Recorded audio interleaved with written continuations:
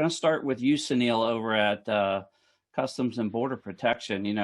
Fast forward a couple of years, what does it look like out there in this environment?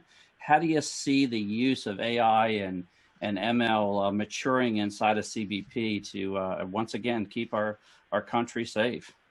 Absolutely, Luke. So what we're expecting is, I think the trend is moving very, very fast towards this model of AI machine learning. Every product you're looking at, every vendor we talk to, AI ML is the discussion point for everybody across the board. And so what we are seeing is that data in general is expected. The data, any format should be able to be ingest, shouldn't matter. But the models we are expecting from, especially from the industry, is that they are providing us these some common element and some of those AI machine learning models, which can be applicable to across the board, right? We should be able to take it one area within CBP and move it somewhere else, and so that everybody's looking at the same with the same eye, right?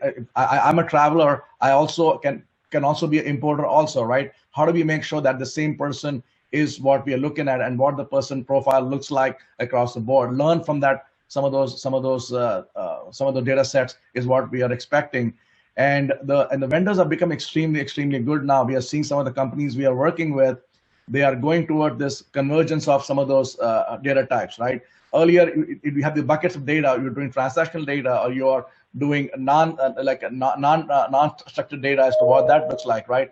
But now everything is combined together. It should not matter. We are creating these large delta lakes, and these lakes should be able to create the models for us. I'm hoping that becomes a norm more and more as we move forward. And our data strategy moving forward, CBP is also working towards that.